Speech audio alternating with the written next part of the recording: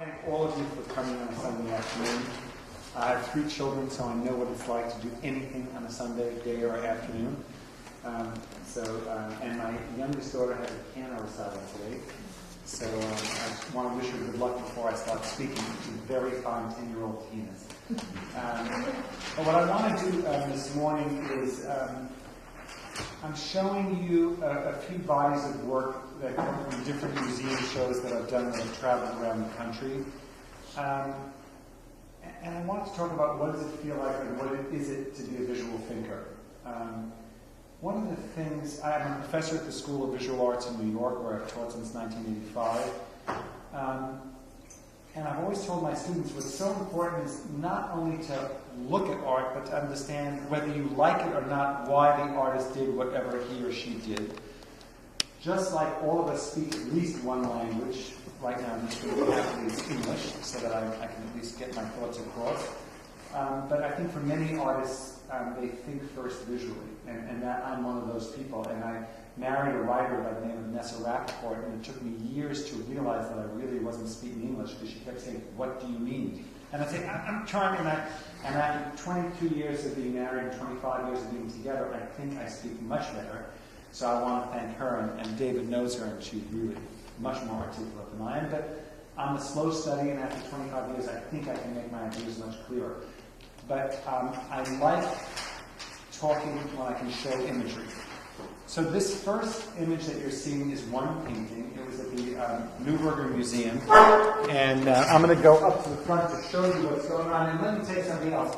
I'm a nonlinear thinker, and that means that you can interrupt me and I won't lose my train of thought, because it's always floating around somewhere, and I just pull it back when I have to speak.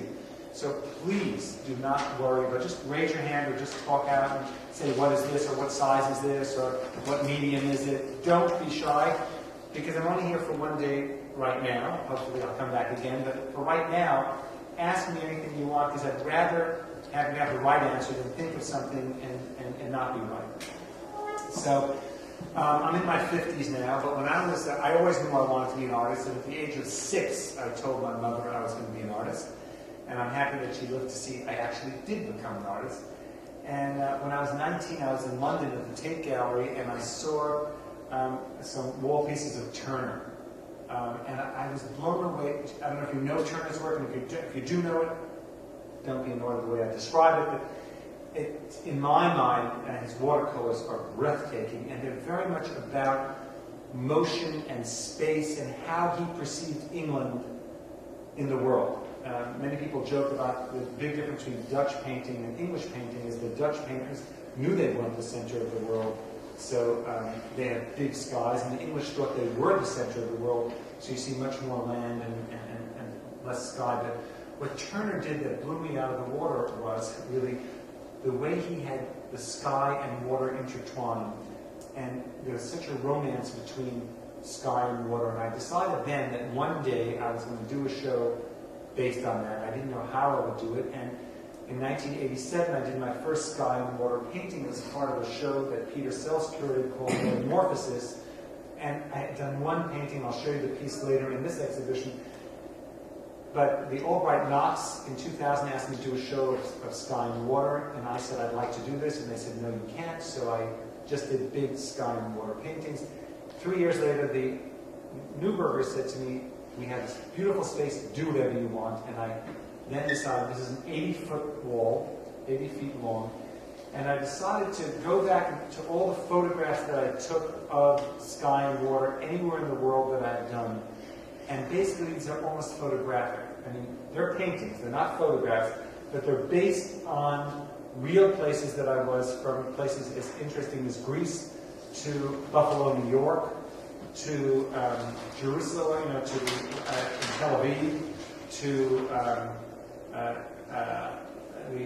the water outside of England, to Scotland, to Athens, in Greece, and started thinking about, and also a lot at Cape Cod and in California at the beach, and think about how I felt on the side of the water in relationship to where the horizon was, and how the water and the sky change because of proximity. So anyway, it's one of the pieces that I most loved, and what I really enjoyed doing is when we did a book of the show, and then we turned the floor and the wall into a horizon and the sky itself. You see what I mean? So this looks like it's the water and that's the sky. I played that over and over again. All of these are paintings on wood, and let's go to the next one. Toby, yes. Please go back to that. Thanks. Explain to us. I like this guy for... Please do that. How you decided to lay this out. I understand the sky and earth, but so the first how thing in the world did you decide to lay this thing so out? the first thing we did, the name of the curator is Dee Dee Young. Great person, wonderful curator. She's now at the parish. She had known my work many years, and she first was a curator in Florida, and so she knew the way I thought. And she said to me, "Come to the museum and let's talk." So this was 2 years before the show actually happened. So what we did was we put down a piece of paper on the floor, and I wanted there to be a spine. And I'm very interested in number 3. In many religions and many, 3 is a central figure. So I knew that the wall had to have a central area with the 3, which is right here. And then I decided, I'm very interested in the idea of how things emanate from the middle. So I knew that, and then I decided, let's make it like an explosion. So you're talking about how I decided to compose the wall? So then we made I made a small model in my studio, like the size of this table in fact. And then I cut out little pieces of wood and just thought about what would look good visually. And then I thought about color. So first I laid it out as a sculptural element, and then I turned it into that. It was, I told David at breakfast this morning that it's one of these projects that was so exciting. There were 2 reviews in the Times, and they both, in the New York Times, and they both were positive, which almost never happens. And it also was exciting that I've now done 23 of these around the world. Not this big, I mean, this is huge. But I've done a lot of small ones for both private collections and museums and corporations. But it was a wall. I mean, who ever gets 80 feet long to do something? And it was, she really took a chance. And we had a cherry picker. In fact, my kids, this was in 2003, my son's now 20. He was 15. His favorite part of the whole installation is going up and down on the cherry picker, because we had to, place every piece. But the truth is, we had then made it on a piece of paper on the floor, and by the time we actually got it up, we only had to move it like an inch at the most. And I tried to make the negative spaces into installations as well. All right, now I'm going to the next one. The back wall was done for a museum in Indiana. I was commissioned to do because they have no beaches in New Harmony, Indiana. And they said, Jane said to me, "I want people to feel what you always feel." So she had seen the show, and she goes, not the show, the show at the Albright Knox. She goes, "I would love you to do a 45-foot long painting so that people can feel like they're at the beach." And in fact, one of the parties, one of the openings, we brought out deck chairs and we brought out those roofs and that. So I just want to see. So this is as long as the other, and that I really want to feel very beach-like. And these are some of the other paintings that just to see scale. This was the first piece I did in '85. Let's go to the other ones. I'm just giving you one. You're not going to only see sky and water, so if you're bored of this, don't worry. Now, this was a piece that I've always wanted to do. I don't know if you know who Ellsworth Kelly is, an artist who I greatly admire, but I wanted to do something like Ellsworth Kelly usually does these very monolithic colors, and there's not a lot of change in there. And I'm fascinated by twilight. Twilight to me is a magic hour, and if you have a car that lights turn on and off, I love that whole idea that when in a 15 or 20 minute period, everything changes. And there's an artist who I adore, one of my favorite artists, who we were at a breakfast, James Turrell, wonderful contemporary artist, who cuts out ceilings in a house, and you're basically in nature. And I want to do something where you're in a room where you don't have to cut out the ceiling, where you have a period that you have 12 different paintings that are of the same horizon line. Even in this slide, you can see that some of them vary a little. Do you notice that? I hope. So I tried to do it in that 15-minute period when things really change. Now, if you're a photographer, I have my BFA in photography, My MFA is in painting and sculpture, but I love the idea of looking. I don't know if you know Sugimoto, another wonderful photographer who does beautiful paintings of sky and water. I was so interested in trying to be in a time period. Like most of us, it's very hard to stay focused for more than a few minutes. And twilight is a perfect time. So if you ever want to just stand in nature for a few minutes, it's such a powerful time because everything shifts in such a short period of time. So I wanted to do a painting, or a series of paintings, that vary very subtly in that way. All right, let's go to the next one. And that's the close-up of that. In fact, those benches, I don't know if any of you have been in Houston to see the Rothberg Chapel, one of my favorite places in the world. I always minded there's only one bench there, so I decided in all the spaces we have a few benches, so you don't have to feel like if somebody else enters the space, you can have more than one place to sit at a time. And that's just the surface. I'm sorry to tell you that my work is very surface-oriented, which I love in your collection. Everything in your collection has beautiful surfaces. But there may be 9 layers of paint. The underpaintings are opaque.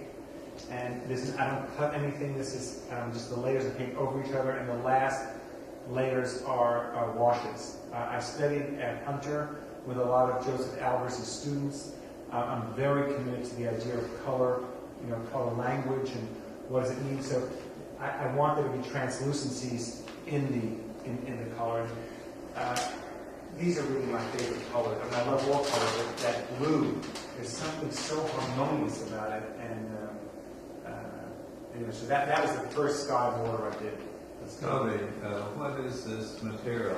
It's not acrylic. charcoal? No. It's acrylic on paint, and the black is really not black. It's a deeper blue. I use ultramarine and phthalo blue and different. So it's just the layers, and I try and have that chalky feel, but it's the paint. There's no charcoal in there at all. I'm just showing a few different ones. These are more of seeing. This is one that is more like a desert scene. If you've ever been in the desert and when water comes there, it's really like it picks up more of the color of the desert. So this is really water in the desert, but it picks up this beautiful sandy quality. Just getting a few these are close-ups of the big 80 painting. Let's go on to the next. Just to give you an idea. Now this is I was just commissioned to do this. To do a series of paintings based on the exact same place. This is on the island in New York, and to go out to a place in different times of day to shoot the exact same thing with the same horizon line. And it was so exhilarating because, and this I'm telling you also, go to a lake, you can do this yourself, go with a camera if you don't want to sit there and paint, and you begin to realize how unbelievably different winter, spring, summer, fall,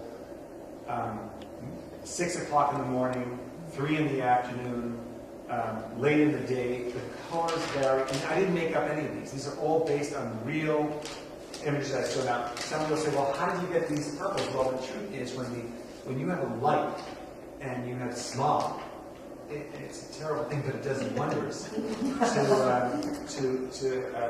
I was in El Paso, Texas, and if anybody's been in El Paso, Texas, the smog is terrible, but it does beautiful things to nighttime. So I just want my goal for this is just to get people to see different things. That's what I so love about James Turrell, because if you sit in one of James Turrell, how many of you know James Turrell's work? All right, so let me give you a quickie on James Turrell. So what he does is he does them all over the world. He has a mountain that he's cut out different sections of, and his most famous piece is that he would take the top floor of a building and cut a hole in it. And you sit in these spaces and you watch the sky go by. And if you sit in this room, early in the morning it'll look like a whitish color, and then at noon it gets blue, and then later in the day it gets orange, and then later in the day it gets dark blue, and then it gets to a silver. And it's just fascinating to watch how nature moves. What I like doing is, as much as I love his work, and I said he's one of my favorite living artists, I like the idea of capturing that time in a capsule. And the reason I love water and sky so much is because it goes on everywhere. And you can be anywhere in the world when you have sky and water. Yes? So is this sequential for the seasons? No. I didn't want to do that, and I'll tell you why. At the beginning, I wanted to do also times of day, but I realized then it looks too much like a how-to, and I'm always scared of art that looks too much like Where's Waldo? You know, so I try very hard to keep changing it. Let's go to the next. So that was one body of work. So this was a commission I just got in New York to work with an architect to change a lobby that looks, you know, it's in the middle of a block. So they had no windows, and they had seen the show at the Albright House and said, let's make us something that we feel like we're not in the middle of Manhattan with skyscrapers around us. So I did, this is an 18-foot painting, and what I decided to do is cut into the wall. And what I want you to understand, and that's one of the reasons I'm so happy to be talking to you, is that most artists have a mind. You know, we might not be articulate, but we can try and think through ideas. And this was a very exciting project to work on because they wanted to feel like they were inside and outside at the same time, that they were in the middle of a block. I mean, I love the way the land is out. I mean, you have rolling hills. When we flew in, I saw all the trees and the water. Manhattan, I love Manhattan. I don't want to live anywhere else. But if you're in an office building, you know, usually you're in the middle of a block. There's nothing around you other than looking at other tops of buildings. And this is a lobby, so you're not going to get any tops of buildings. And you're across another building that's around pretty close. It's just, and so this was a really fun project to do, to have a landscape inside the building. We can go to the next. This is what I was talking about, the Art of Deco. So this was an exhibition that I did. Now, my childhood best friend is now the dean of Jefferson Memorial Hospital in Philadelphia. And every summer, he and his wife, and my wife and I go to Cape Cod, and he got me very interested in looking at how cells look from an electron microscope. You know, and then I have another friend who has a plane, and he got me interested in looking at aerial views of landscape. And I had a teacher friend of mine who was teaching fractal geometry, and he was basically explaining to me that in nature things repeat themselves over and over again. And I decided to do a show called Microcosmos, where I looked at cell formations and aerial views and tried to find the parallels between each of them and see how they look in relationship to each other. Now, these are as close to photorealism as I've ever gone, because they're really based on either cell formations or aerial views. I just wanted you to see some of the scale of it, and then I'll get to particular ones and show you. There's another one, and this is what I really want to talk about in a minute. I think, didn't I have a slide of this one? Yeah. All right, so these are some of the other ones in there. All right, and so you see more, and now let's get, all right, so you tell me, look at this for a minute. What do you see? And don't, you're not going to get in trouble. Just tell me if you see anything. It's around 8 feet tall, and it's acrylic on canvas, so that it's a painting. Anyone see anything? Don't freak out. That one with the dolphin. That one with the dolphin coming up in the middle. Okay. I see two people embracing. Two people embracing. Okay. Anything else? A pregnant woman. Pregnant woman. So we have a man in a robe. Man in a robe. Okay. Anyone else? Loveless clan. Very good. Now I think I don't have to say another word, because we're right in that zone, and you can read the catalog afterwards. So I'm not saying it just to make you all feel good. But what happened was I started looking at flowers, and I was fascinated by the way the stamen inside of a flower comes up. I also have always been interested in the fact that one of my favorite things that people have painted over years is the Madonna and Child, and how there's another wonderful artist, a Swiss artist, Sam Taylor Wood, did this beautiful installation of a 45-year-old woman holding, if Mary was around that age when Christ was killed, holding this grown man, and her body starts shifting as she's holding this dead weight 20-something-year-old man.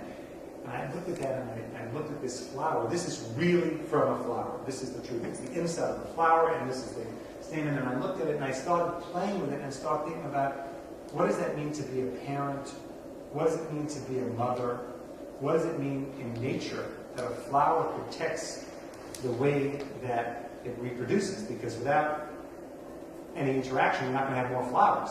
So I wanted to do something that played that game between physicality of parent and nature at the same time. And many people see it as a flame, which I also like the fact that I wanted to play it, but it's based on that, but then what I do is I eliminate as much as I possibly can to still have both things going on. Now the colors are not really exactly where the flower was. The outside was white, the inside was yellow, but I try and use that as a metaphor to let the pieces continue. So, yeah. Sir, when you do something like this, do you take a photograph Yes. of it? Yes. What I first do is I do a photograph first, and then I do multiple drawings based on the photograph. I then never look at the photograph again. It's in a drawer. There is a museum now that wants to do a show, and I don't know how I feel about it, of photographs with the drawings and the paintings, but to me that's too technical. Eventually, I'm sure I'll do a book where I have them. I've kept everything. One of the projects I'll show, my wife is Canadian, so every summer we go to another place in Canada. We went to Nova Scotia, which totally blew me out of it. Like, oh my God, how beautiful. And I've done paintings, and those drawings and those photographs I'm keeping because I just love the way the photographs look. But I always start with a real image. That's why what David said is true. I'm an abstract artist, but it's always based on realism. I can't get away from nature. I just love it, and I think it's powerful. Right. So when you take the photograph, do you use a digital camera? Or now I do. I'm in my 50s, so in the beginning I used a regular camera. I used a regular camera. I got my BFA in photography. I had to prove my own printing. But now the truth is I don't always develop the images that I take. Once I take it, it stays in my mind. And I'm not that interested in the reality. I'm more interested in what I see. Right. Like I'll tell you, when we flew in here, I know there's going to be one image that I'm crazy about. There's one, I don't know if it's a lake or something, there are all these trees on the left side of the plane when we came in. I wished I had my camera there. There were all these trees and there was this one beautiful big area of a lake. And what I loved so much about it, it looked like it was a hole in the ground. And as we came down, it started changing color. Love that. So I see something and I can't get it out of my head, and maybe 6 months later I'll do something based on that. Sir, I'm sorry, but yeah. When you do something like this, you've got a photograph that's 6 by 6, 5 by 3. How do you decide how large or how small to make the painting? Every painting I do starts as a work on paper. Thank you so much. He was a plant. He's my Every piece I do starts as a paper piece because my work unfortunately takes, and David's been to my studio, months to finish because it's very surface oriented. So if I don't like it as a small paper, there's no way I can do it as a major painting. But there are many pieces I like as works on paper and I really don't like as paintings. So everything, this is a small paper piece. Like I get all my paper from India. I love handmade paper because I want that physicality. I never use store-bought. I mean, it's bought from the store, but I'm saying it's handmade, and I use that as my reference. And then sometimes I like to do a smaller painting. And then what I now do, I used to make slides of them and then blow it up on the wall and see if I liked it. I never copied from the little one, but I use it as a reference just to see if I like it. And sometimes I don't like it rectangular shape and I elongate it. I'll show you some flowers I did later that I really elongated. Yeah.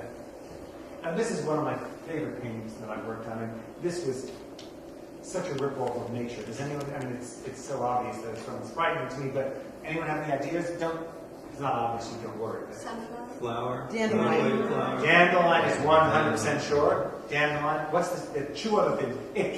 The idea came from me from a dandelion. That's the truth. 100%. But now tell me what else it comes from. And Mark, my best friend, found me what this really is. Sweet gum? No, sweet gum, but think of science. That's interesting too. But no, the dandelion was the thing I saw and I went, Mark, I love this. And he tells me what this is. Well, it could be the sun too. It's not. Splash. It's a splash of milk on a thing. And one other thing. This is what an atom looks like when it's bursting. And he showed me in so many books. Go look up atoms bursting, it'll look just like that. But it's really, I took it from a photograph of a dandelion, and it started off as a photograph of the shadow of a dandelion. I saw these dandelions, and then I love the idea that even though it's a weed, they spread all over the place. And I love that idea of an atom, a drop of milk, that whole idea of the beginning of creation, all being so exciting. And one of the last pieces I'm going to show you is I'm now doing some stained glass windows, and I use this concept in, you'll see how different it is, but I want you to see how this I did in 1995, and now I'm doing stained glasses in 2009, and how I still use that concept, it looks very different. Let's go to another one. This is, again, I'm showing a few other ones. This is marrow, bone marrow. And the colors change. I just do whatever I feel like, but it starts as something and I just can't get away from it. So these are stalactite and stalagmite mines. I'm just fascinated how things drip. Have you ever seen stalagmite? I just love the way things keep growing out of everything. I wish you could see the real colors. It's a really rich color. The colors are not perfect. Now this one is a fun one. Now this has been in so many museums. What does it all look like? Everyone thinks it looks like a tree. What? Of course, everyone says a tree, and then there are two other things that it really is. It's and it's a brain thing, and it's also when you have feelers. This is the end of when you touch things, the nerve endings, nerve ending, and the brain. And I also like that conceptual, and that's basis to the fractal geometry thing of that things repeat so many things in nature. Now then, I have a friend who puts in hair plugs, and he said to me, "This is what a healthy hair follicle looks like too." And I didn't believe him, and then he showed me a picture of one, and I went like, "Wow, healthy hair follicle, tree, nerve ending, brain tissue." It's just, and I find that so compelling.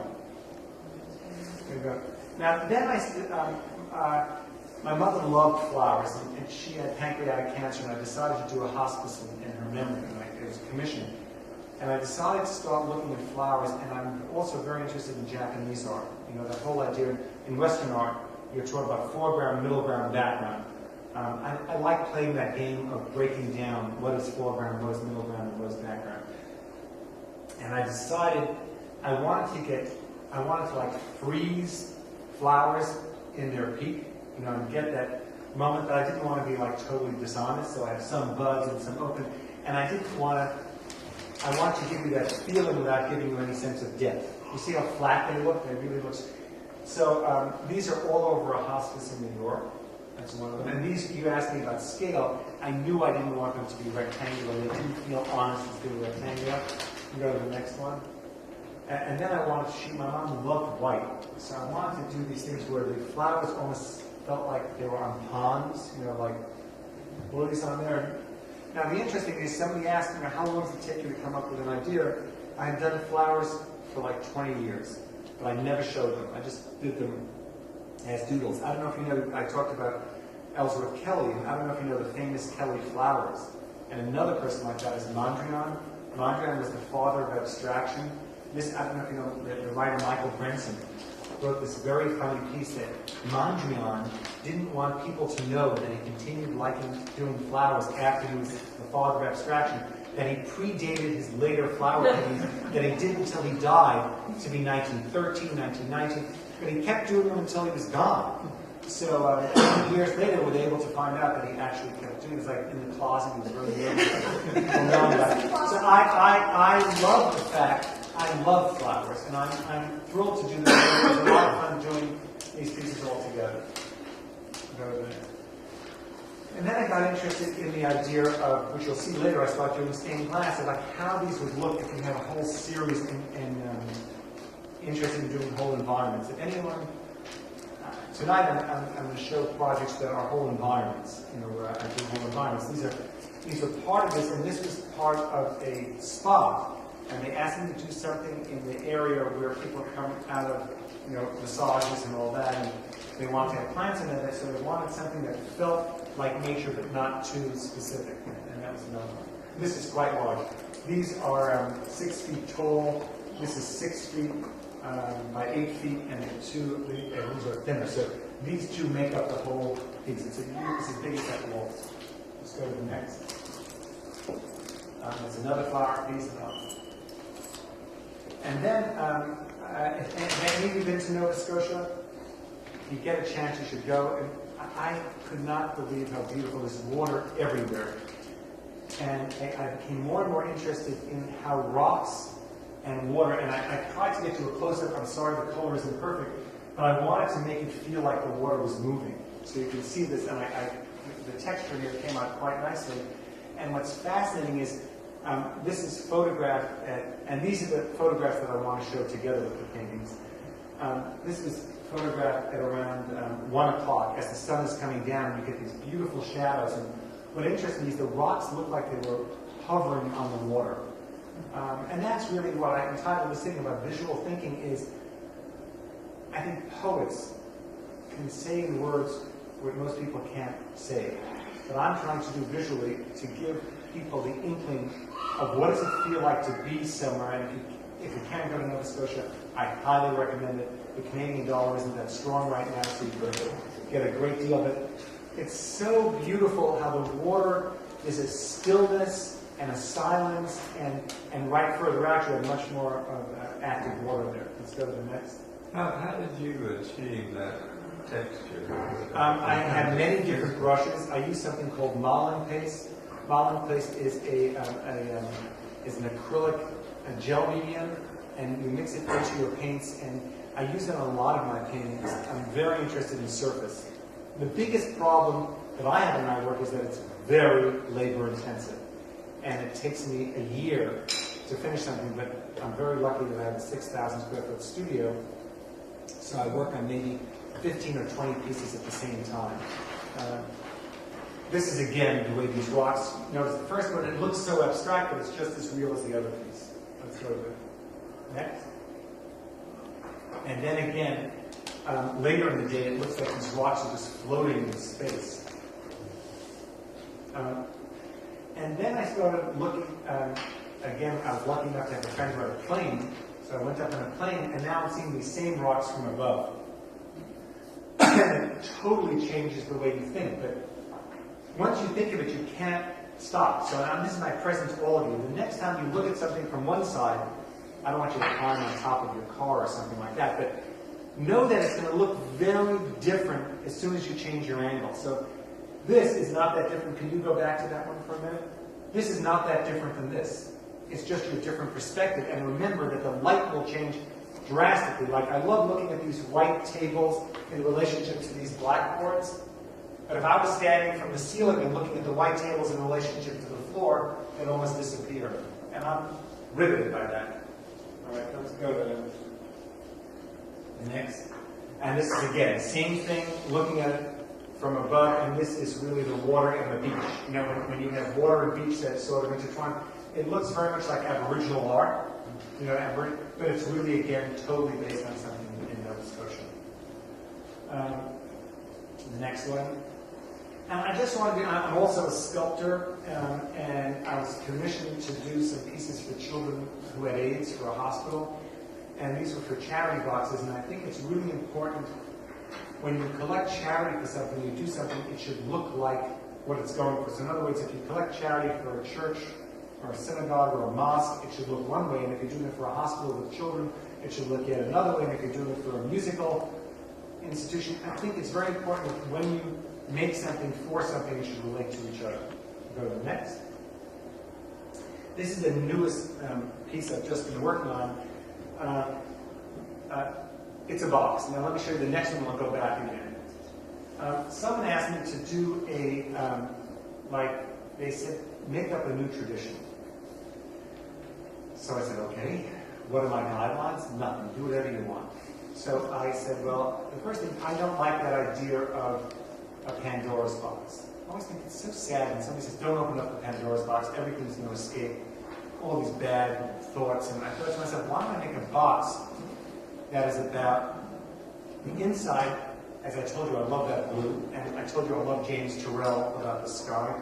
Why not open a box that is about sky and water, and the box itself, can you close the box again?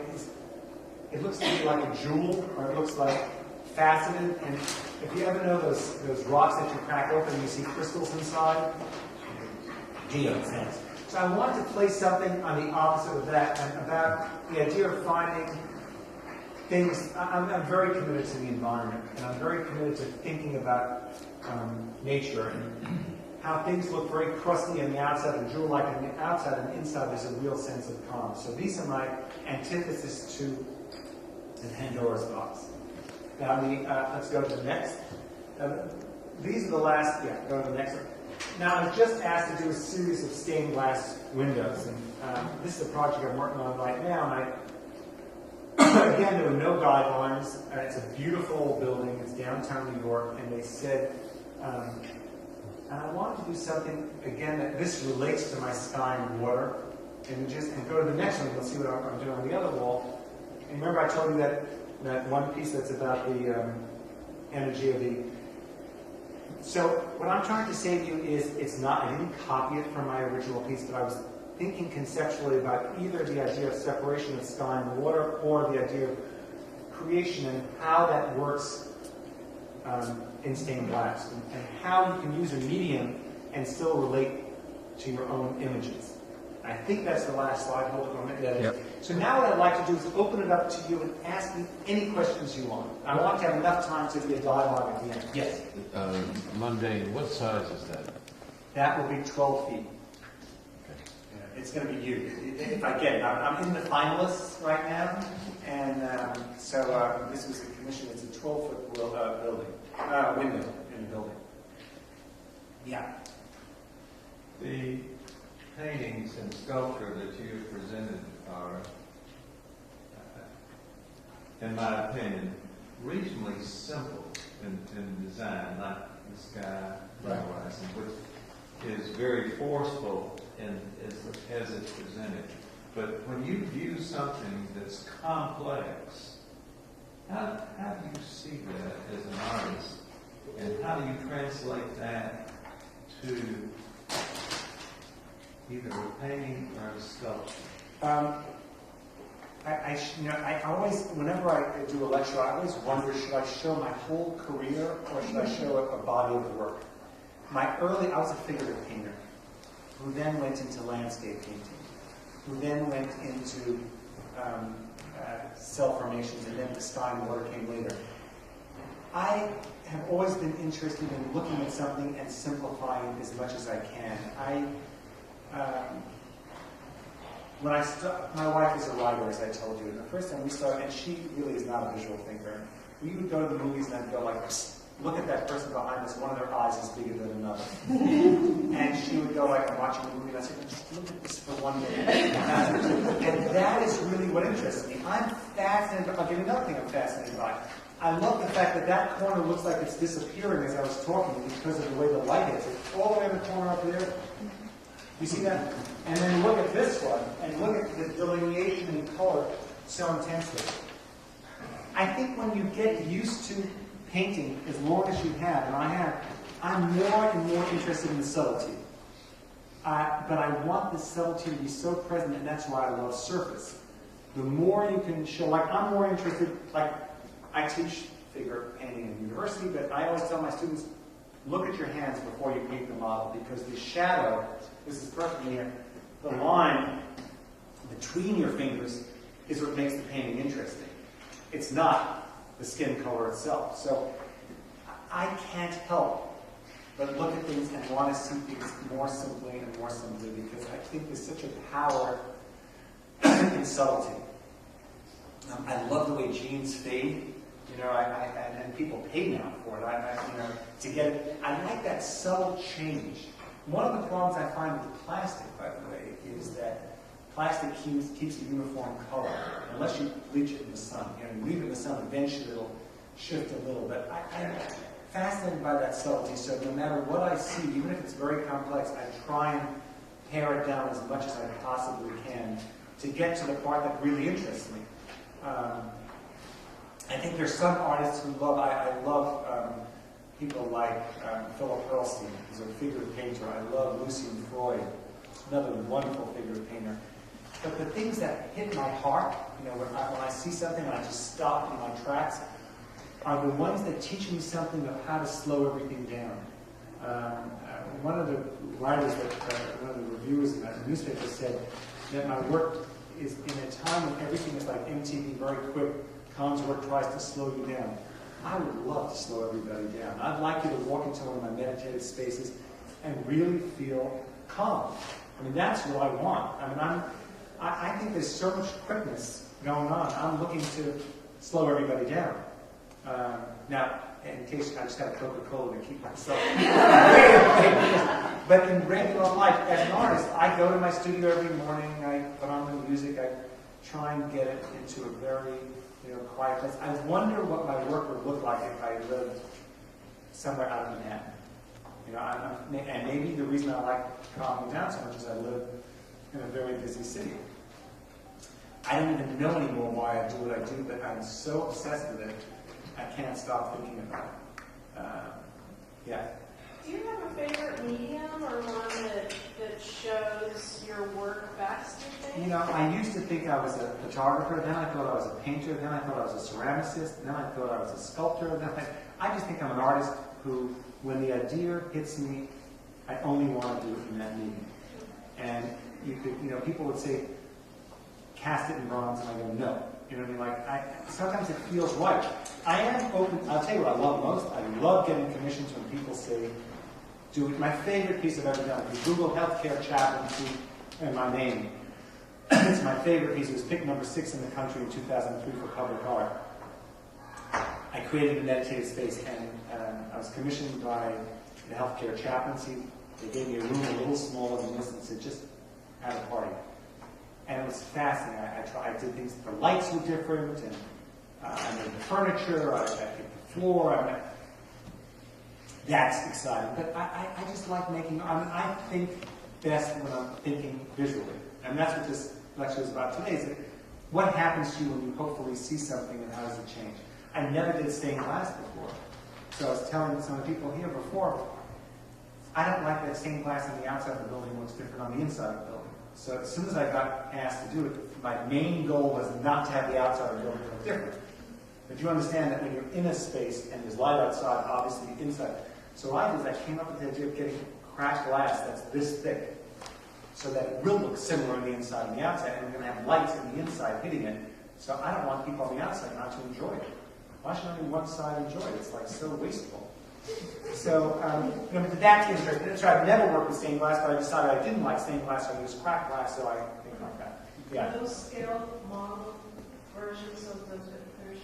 Well, I pray for me. I believe in positive karma. So if you like it, even if you don't like it, think it, hope that I get it. That's exactly what it would look like. But it would be huge. I mean, it's huge. It's a 3-story store that would be 10 feet tall. Those are scaled. These are, I'm so sorry, these are small scale to the right scale, yes. It will look exactly like that, except much bigger than this wall. Yeah.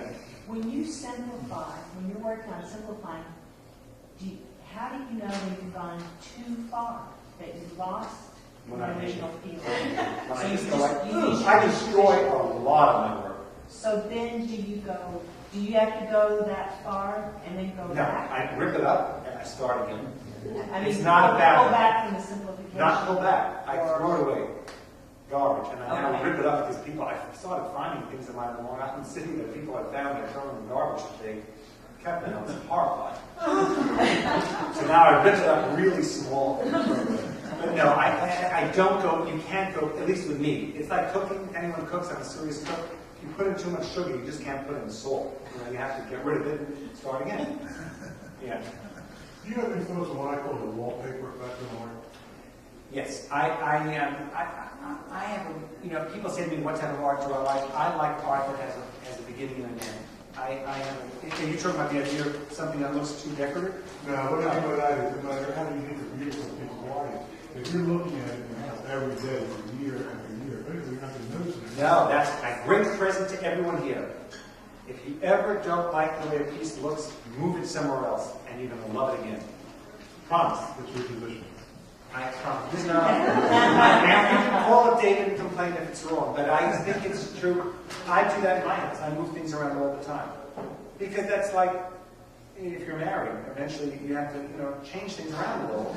Not get a new partner, I'm saying to you, but I'm saying, I wear a different jacket. In fact, my wife bought me this, and she said I should stop wearing blue shirts, so it's got a line in there. So I'm saying to you, I think it's very important not to say, I think you're right, by the way. And I but I don't think it's the art. I think it's moving things around. I will tell you what I'm in love with in your museum. I love that there's a section of local artists. And I think there's something else you should know that's really important. And I've been teaching art since 1980, long time. We were talking about, the curator here loves an artist who I love. His name is Arthur Dove, one of my favorite artists, big influence on me. I'd say him, Rothko, and now Jane Sorrell, big influence. And he was the first abstract artist, not Kandinsky, which all the books say Kandinsky, because nobody was going to upstate New York. People were going to Paris, where Kandinsky did that, what's called the first abstract painting, 5 years later than Dove did. So it's about proximity, and I think it's really important to look at what takes place wherever it is. I'm not saying they're not better artists and worse artists. That, everything is. I think there's something fascinating to know where art comes from. You learn a lot about it, and also walking from room to room. Notice the way, I don't know if you noticed this, but the colors of the walls in that room are very varied. And I don't know if you know, at the Met in New York, the biggest moneymaker in New York for tourists is not the Statue of Liberty, it's the Metropolitan Museum. And in the Metropolitan Museum, it is the Impressionist rooms. And they've changed the room colors from like a light gray to a light blue and a light green. And work looks very different that way. So if you get bored of a painting, maybe you change the wall color, and it'll change the way the image looks. Yeah? What decisions do you make when it goes from paper to the finished work as far as scale is concerned? I mean, do you get more excited by large scale? Or? I used to, but now, if an image sometimes looks beautiful small, I want it small. I try to do those flowers huge, you know, the long ones. I tried at 6 feet, it looked horrible. Not the three together, but the gold ones. Some things just look beautiful, intimate. Some pieces look like that box. I just got asked when I did that box, you know, room size, and I went like, complete? No. I don't want to do this. But someone said, oh, wouldn't it be great to walk into that? And I said, I'll do a different piece then. It's, I think it really depends on what you want the piece to do. Yeah, because I mean, it's that stupid trend right now, working small because of the recession. I'm a large scale person for the most part. Do what you want. And you know, it's not just me, it's being kind of forced on a lot of people. Galleries are doing, small, you know, telling you. But then small. So then you continue doing your big paintings, but show the gallery the small paintings. And, you know, I always tell my students, never follow. The joke is, once it hits Bloomingdale's, you know it's over. So once the galleries are telling you to work small, that's already over. You should do what you want to do.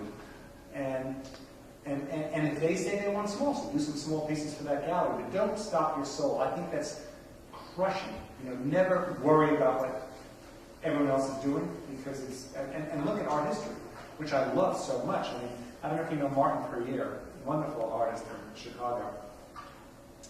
His career only started when he was in his 40s. Agnes Martin, who I adore, only started in her 60s. Louise Bourgeois, 70s. You know, I just believe, do what you do and believe in it, because the truth of the matter is, I think most people are much brighter than they're given credit. And eventually, people see if the work is honest or not. And I think honest work is the work that transcends. I mean, I'll give you names of people. There's a wonderful show, terrible show, but a wonderful show with Whitney called Circa 1950-something. I don't remember what year it was. And you saw all these people that were the hottest artists that year, and now you only know like 4 of those names. So I believe that if anyone's an artist, I believe do what you want to do, because that looks truthful, and eventually, hopefully, they'll find it. And if they don't, at least you've been happy all those years. And you might do what you think people want, and then you're not happy. And if they don't like it, then you've wasted all that time. So I really, you know, as an educator and as an artist, I believe do what you want and hope for the best. But what's going on in New York now? Like, New York, my dealers, which are in the southeast, are all having a collective nervous breakdown. But everyone, the truth of the matter is, there is a huge nervous breakdown in the art world. But I think it's great. No, Manhattan too. Terrible. But I don't believe in that. See, I believe artists who make art. David and I were talking about that this morning. The real artists are going to keep making real art.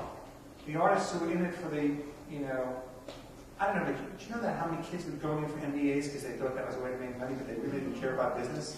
Those people shouldn't be in business. The people who love business should be in business. The people who love medicine should go into medicine. People who love, I believe, I don't think it's an easy time right now, but I do believe everything is cyclical, and I think it's very unhealthy when people are doing things for the wrong reason. I think it's a bad karma thing. I always love, I think the greatest gift, I had a teacher named George McNeil, favorite teacher I ever had, and I'm a decent teacher because of him. He always said two things. Number one is you're known for your worst piece of art. And that's why I rip up so many stuff. He always said, get rid of anything that's bad because I promise you they'll come back and haunt you, the bad pieces. And he told a very famous story about Gorky, that Gorky used to go to people's house and he would bring his paints along with him and he would fix up pieces in people's homes. But they didn't like the paintings they had bought, so they would check his bag. It was before September 11th, but they wouldn't let him come in with his paints because he would always be fixing things. But, and there's something very funny about that. So your art only as good as your worst art. But the other thing that he always said is you only have one Geiger counter, and you have to keep true to that because if you don't, you'll never find your voice. And I think there's something very true about that. I believe the art that comes out from a pure place is the best art that anyone can do. And it doesn't matter if it's figurative when everyone's doing abstract or if it's small. Give you another great Morandi. Love Morandi's little bottle paintings. They would look ridiculous on a huge scale. And only in Italy was he really famous, and now he's famous everywhere. So I just believe do what you want to do and just do it well. Any other? Yeah. If you receive a commission and they tell you you can do what you wish, I love these people. And if you have difficulty deciding what you would like to do, how do you seek inspiration, or how do you decide what to do? I don't want to be one of those people that says it could never happen to me before because then tomorrow it'll happen. But so far, anyone tells me do what you want, I'm like, it happened. I have more ideas popping out of my head than I could possibly spend the entire day doing. I don't think it's an accident that I do a lot of things based on science because this guy's been my closest friend since we're 15. I don't think it's an accident that I create meditative spaces because I grew up traveling and I come from a world where meditation was a very big part of my life. Whatever happens to me in my life becomes part of my work. My mother's death, my mother died 4 years ago. For 2 years after her death, all I did wanted to do was like hospices. I'm doing a memorial chapel now. And I think as an artist, at least this artist, I'm very influenced by what happens around me. So whatever's happening, like after September 11th, the next 6 months, I almost destroyed everything I did because they were so depressing. I couldn't look at them, let alone show them to anyone else that would want them to look at them. So I think an artist who is a very sensitive, he or she relates to what's around him. So if tomorrow I'll have a different idea than I had yesterday, and 6 months from now, I only showed you a few of my, because I don't like slideshows that have like 80 slides. This I did in 1971, this I did in 73, this I did in 80. I think you go through different things. Now, I'm very interested now in art and healing. For the last, I think, 6 or 7 years, I'm very interested to make spaces that make the person who enters the space slow down. My earlier work was, I just loved landscape. I did a lot of paintings based on landscape. I don't know, but I've never had the problem of not coming up with an idea.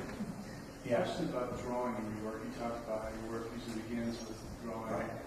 Do you exhibit your drawings? Are your drawings more detailed and more descriptive than your paintings? Do you go back to early drawings for ideas for Yes. new work? Right, so I used to destroy all my drawings, and I had a curator friend named Doug Dreischler who was in the Tampa Museum, and I've shown at every museum he's been at. And he one day came to my studio and said, "You're completely out of your mind, and you're not being fair to history. You should show them." And then I met a dealer by the name of Mary Ryan, and I started making paper pieces on handmade paper because I couldn't stand the weight. paper, my drawings didn't look the way I wanted them to look. So I exhibit the drawings that are from pieces. And yes, when I have those days of not knowing what I want to do, not for commissions because that's not been a problem, but there are days that I'm just like, I don't know what I'm going to do. I go to my drawings and I look at what interests me. And I literally, hundreds, and they're usually on Xerox paper because I've manipulated them so much. So, yeah, I go back and look at things. But an example being, I just did that whole series of pieces in Nova Scotia. And then I saw those rocks. I went back to early rock paintings that I did in El Paso, Texas. So I steal from different images that relate to each other. So there's always a real fertile ground. And I go back to things from 20 years ago.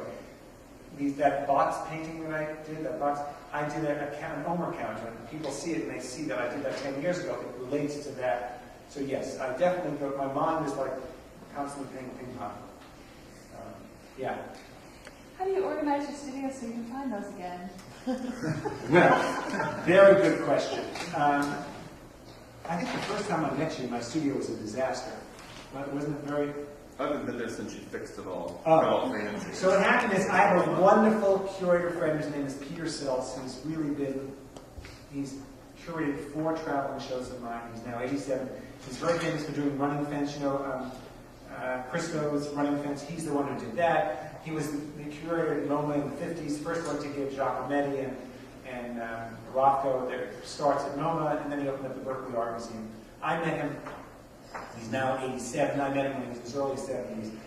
And last time he came to my studio, not last time, 4 times. When I was in New York after the last show he curated, he looked at me and he said to me, I don't understand how you work. This place is a disaster zone.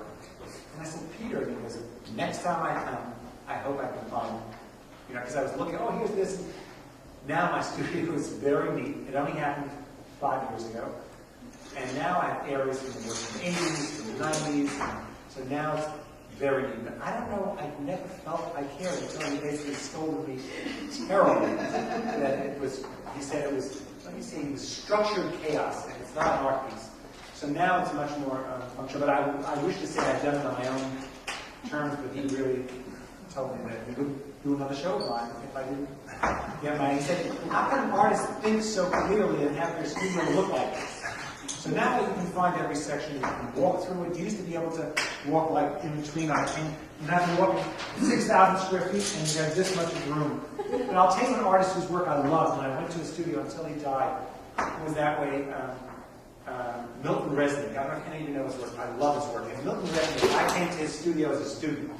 And he made you stand on a ladder, I'm not exaggerating, and look at his paintings. Right now, and you had to look all the way down to very big abstract pieces. And I thought, this is insanity. But he knew the work so well that he didn't care if we didn't understand it or not.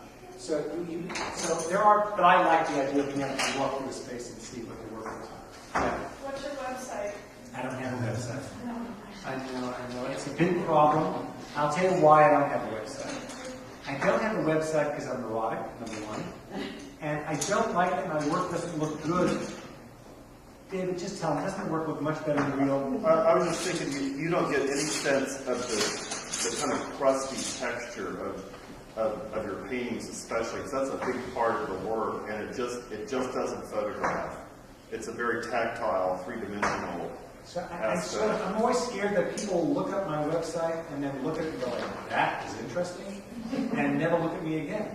And so I'd rather wait until they see my work in a museum or in a home or somewhere. I'll give you one last story, and I know some of you want to go. If you want to keep going, I'll keep talking.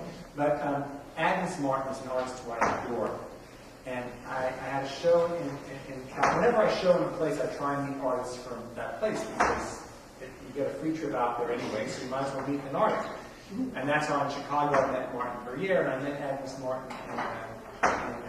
And my friend was her deal. She works at a big gallery space, and Peter Boris was her guy. And she said to me, bring a piece of yours to show her because she likes your work, but she doesn't know your work well.